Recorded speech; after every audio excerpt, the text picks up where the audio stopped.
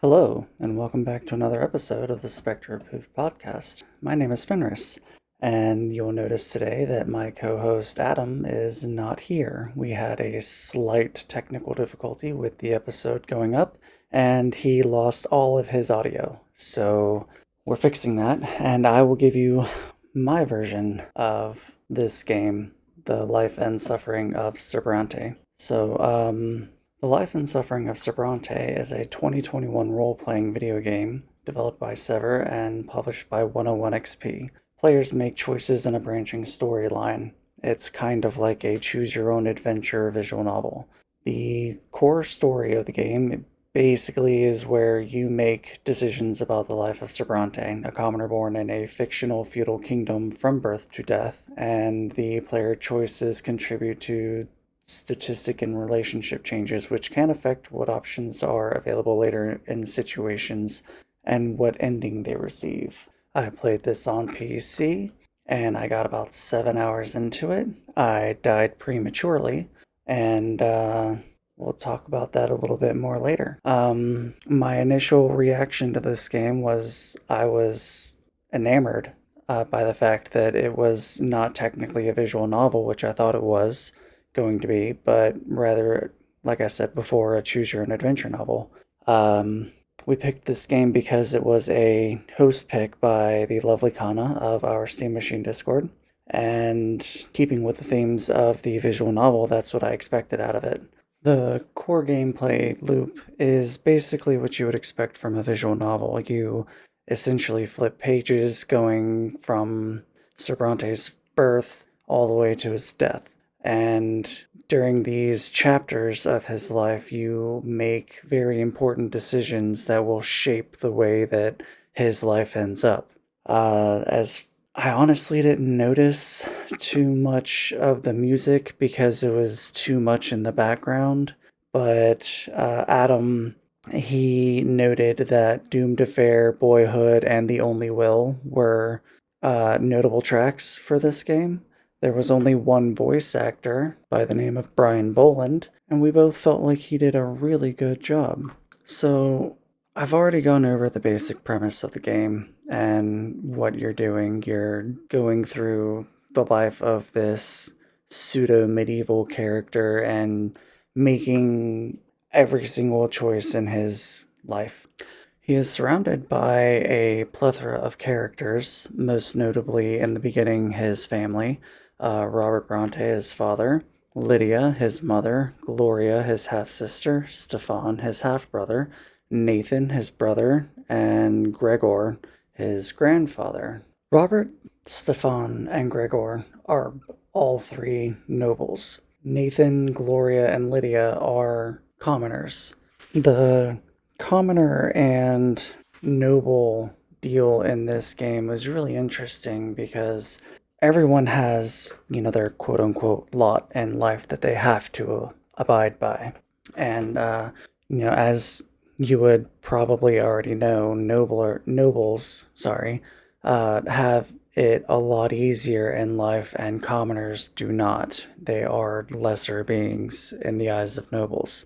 There are two different kinds of branches of nobles. There are what I think it's of the sword and something else, but basically it's one is born a noble and one can become a noble. And becoming a noble in this world, you have to go to Eterna, the capital, and gain entrance to the Imperial College to earn your place as a Noble of the Mantle. That's what it's called. But back to his family. Gloria, as you may have noticed when I introduced her, does not have a surname, and that is because she is, I'm not going to sugarcoat it, she's a rape baby. She was born of her mother, who was raped by someone, I don't remember. But Robert the father is your typical father figure. He works a lot and he provides everything for his family, and his wife Lydia is a commoner, as I said before, and she's a very faithful person. Gloria has her head in the clouds, and she doesn't refuse her lot in life, but she definitely doesn't abide by it because she loves poetry. And commoners are not allowed to like poetry because it is mainly for the noble. Stefan is full of himself. He is basically the Dudley Dursley of this story. He is born with a silver spoon in his mouth and he knows it, being the only born noble of the family. Nathan, Sir Bronte's younger brother, is troubled. He was born sickly and constantly struggled with his health. And Gregor, the grandfather, is simply put just an asshole. Noble people are the only people that exist, and everyone else can fuck off and go die. There's also a myriad of other characters that you will come across in your playthrough. However, I didn't come across nearly all of them because at a certain point in the game, it branches into three separate stories. And depending on, what you choose is depending on your support cast of characters. I felt like the story was definitely compelling enough to carry the game.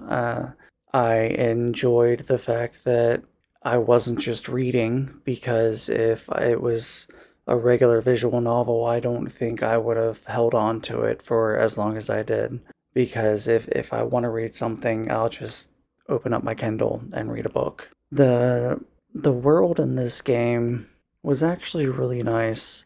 In your menu, you had the option of looking at a map of this place, and the map was really well done, with the cities and the capital, and it gave little blurbs about everything going on in it, and it was just really well done. I enjoyed the environmental storytelling, and they made it feel like a medieval setting without it actually being a medieval type game. Going into the story a little bit, it starts off with your birth. That's one chapter. And then you have 5 chapters that follow afterwards. You have childhood, adolescence, youth, peacetime, and revolt.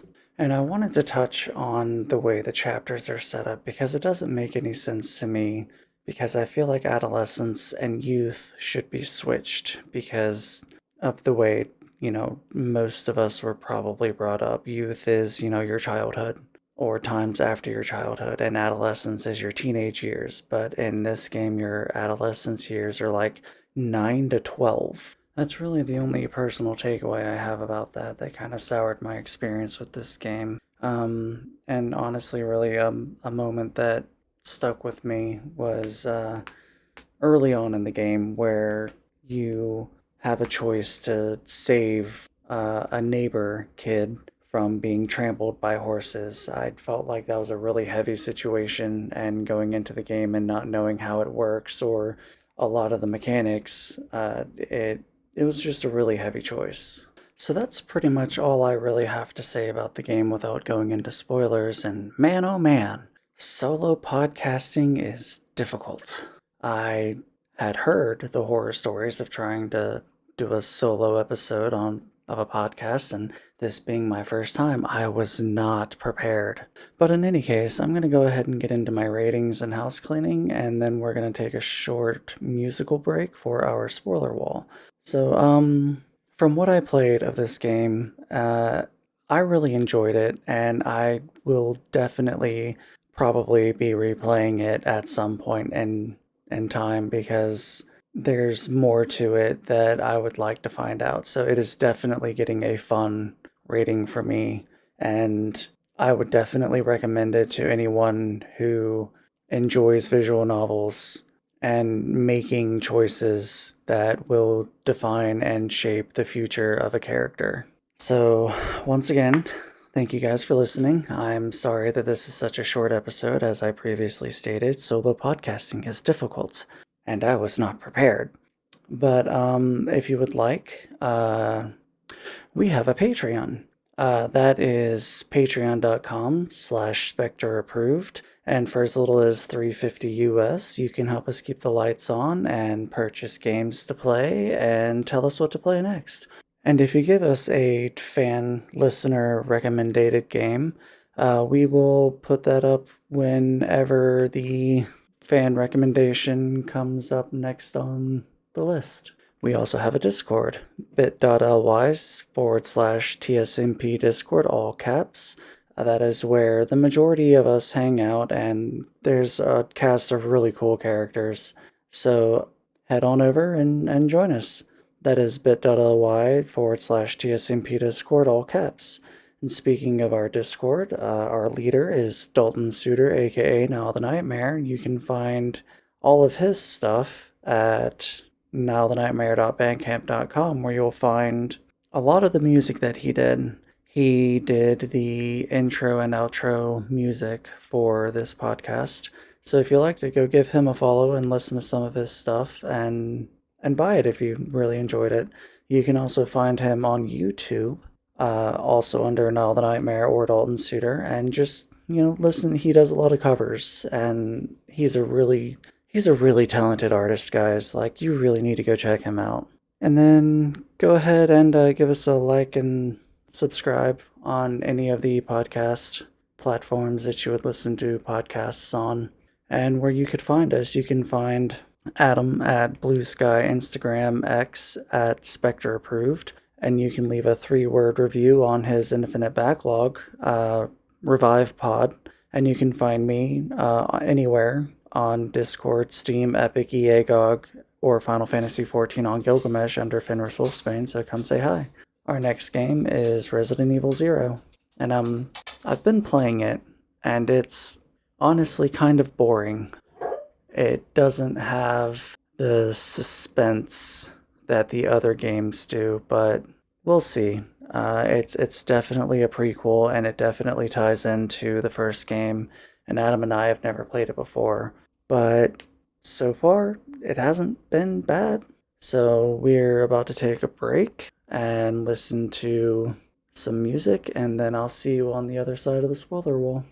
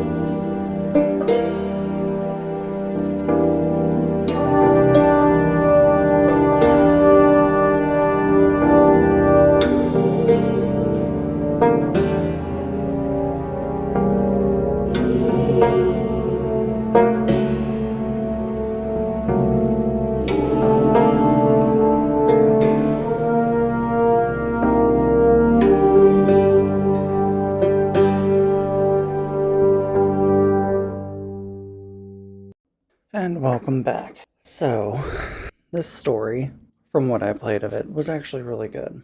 You start off with birth, and you're born into the Brante family in the Empire, a society that is divided into three estates: nobles, clergy, and commoners. And from birth, you're bound by, as I said before, the lot, which is a doctrine that says everyone has a preordained role: nobles, clergy, or commoners.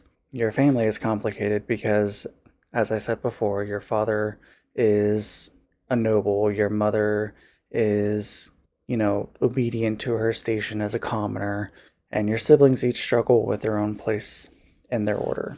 And then as a child, you face moral and formative choices that set the tone of who you are. That was birth and early childhood. I'm not going to go into the choices of those or adolescence because the game really takes off in the youth chapter where the main branching really goes into effect. But in your adolescence, you begin schooling, learning about faith, law, and society, and you're tested by teachers, friends, you come across bullies, and you start exploring the church. And it's where your first real conflict emerges. Like, the differences between authority and rebelling against it, embracing the faith or questioning it, or siding with nobles, commoners, or trying to, go in between. And you also experience, I didn't experience it, but, you know, first love, rivalries, and rebellion against family expectations. That's where the grandfather comes in and he decides to be, a hard ass and just dogs your mom and your sister, and he's just a horrible person. And then you come of age in the youth chapter, and this is where it really branches off. You can choose the path of the clergy, serving the twins in the church. You can take the path of the noble, where you pursue war and politics, or you can stay the path of the commoner, becoming a judge, scholar, or servant of the law. It's the defining split in the story, and it's the moment where your ideals clash with the Empire. I personally didn't do any of that because I decided to go lotless. The friend that you save in your childhood, as I mentioned before, the spoiler wall, has a major role to play in that storyline. And you save her, you die, and that's something else I got to talk about, the death system, because it really kind of pissed me off. But you save her, you die, or you can not save her and she dies. But the way the death mechanics work in this game are really interesting because you have up to, I think it's 4 lesser deaths and then a true death. And then if you die, you meet the twins and you talk to them and you get asked questions about how you felt like your life shaked out, and then you go back because, experiencing a lesser death is kind of a major thing, but also kind of not. It's not your time to die yet, so you have to go back. But more on that when I get to my permadeath. So Sophia, you you save her or let her get run over by the horses, and then over the course of the years, you meet up with her time and again, and then eventually, in your youth, you get to like hang out with her and figure out what she's been doing, and you find out that uh, she has magic and she's named a witch. And the clergy doesn't like that. They tend to brand all witches as heretics and they get collared, which dampens their magic powers or something. And then you never see them ever again. But she escaped and she starts gathering a band of merry men to take down not so much the nobles, but she wants to dissolve the line between commoners and nobles because it's not good.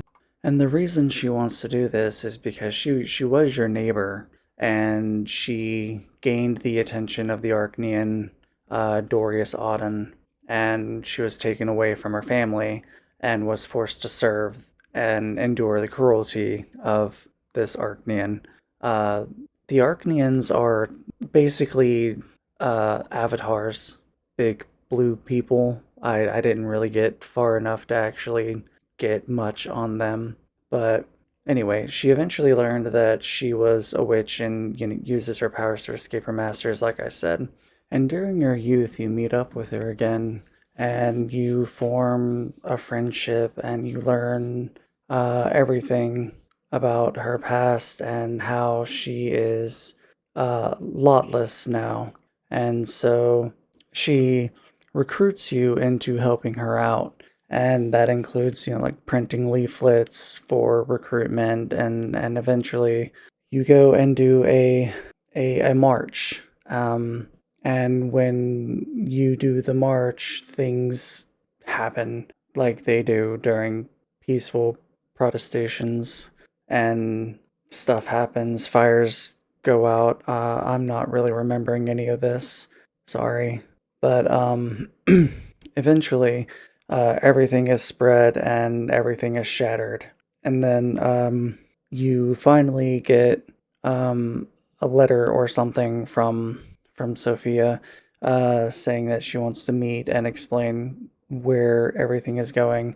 And that's when you find out that she has been manipulated by this character named Felipe. And Felipe offers you a choice to join him or rebel against him, or there's something else, but the only choice that I had was to rebel against him, and that ended up killing me with a true death. And that's what I wanted to talk about, was the true death, because for the entirety of the beginning of this game, it's all about, true death is permanent. You don't want to use up your lesser deaths because then your next death is permanent, and permanent, permanent, permanent, permanent, permanent.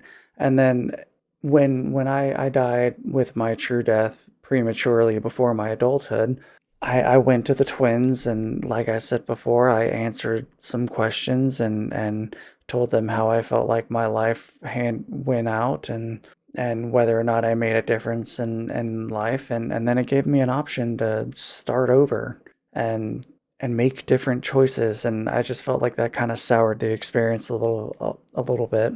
But yeah, that was the life and suffering of Sir Brante, and apologies for the short episode, but as I said before, podcasting solo is a lot more difficult than I thought it would be. So thank you, dear listeners, and talk at you next time.